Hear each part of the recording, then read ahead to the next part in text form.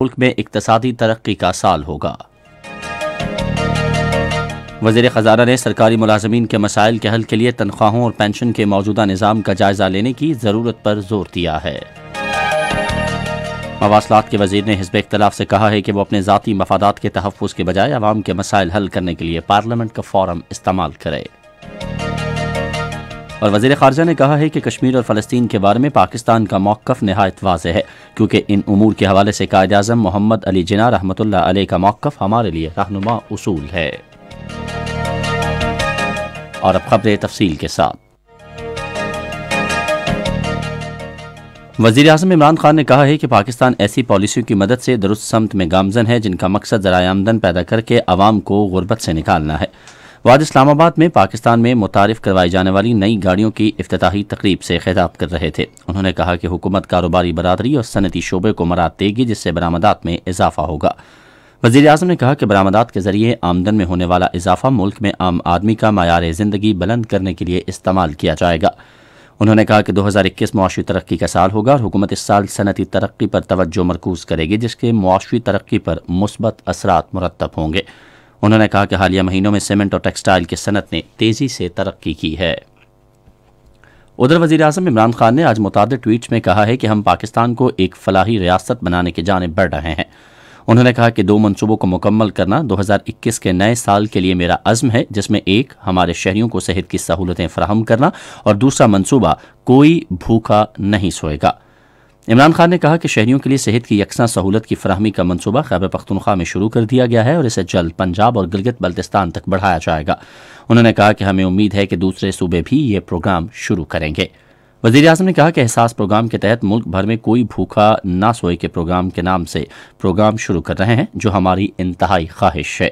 انہوں نے کہا کہ اس سال کے اختتام تک یہ 2 منصوبے ہمیں پاکستان کو ایک فلاحی ریاست بنانے کے ہمارے ہدف کے قریب لے جائیں گے۔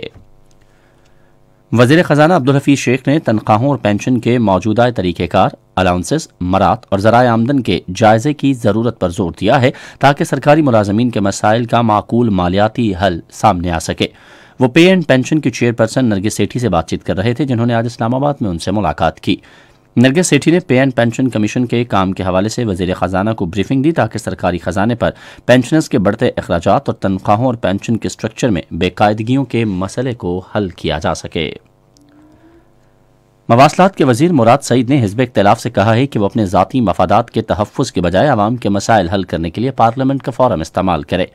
انہوں نے آج سینٹ میں حزب اختلاف کے ارکان کی جانب سے پیش کی گئی ایک تحریک پر اظہار خیال کرتے ہوئے کہا کہ وزیر اعظم عمران خان نے یہ بات واضح کر دی ہے کہ وہ قومی خزانہ لوٹنے والوں کو NRO نہیں دیں گے۔ اپنے تاثرات میں قائد ایوان سینیٹر شہزاد وسیم نے کہا کہ پاکستان تحریک انصاف کی حکومت بلا تفریق احتساب پر یقین رکھتی ہے۔ وزیر خارجہ شاہ محمود قریشی نے کہا ہے کہ حکومت حزب اختلاف کے ساتھ پارلیمنٹ میں قومی مسائل پر بات چیت کے لیے تیار ہے، تاہم احتساب کے جاری عمل پر کوئی بات نہیں ہوگی۔ آج پارلیمنٹ ہاؤس میں صحافیوں سے باتیں کرتے ہوئے انہوں نے کہا کہ وزیر اعظم نے یہ واضح کیا ہے کہ بدعنوان عناصر کو NRO نہیں دیا جائے گا۔ ایک سوال پر وزیر خارجہ نے کہا کہ کشمیر اور فلسطین کے بارے میں پاکستان کا موقف واضح ہے۔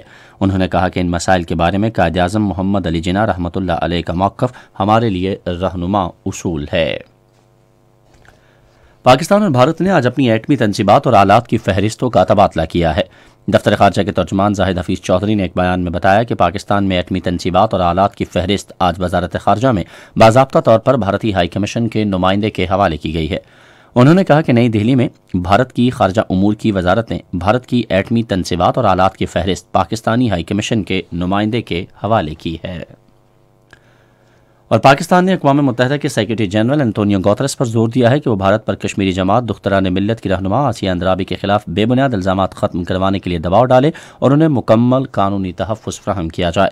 اقوام متحدہ کے سربراہ کے نام ایک خط میں پاکستان کے مستقل مندوب منیر اکرم نے کہا ہے کہ بھارت کو کشمیریوں کی جاری تحریک آزادی کو کچلنے کی کھلی چھٹی نہیں دی جا سکتی۔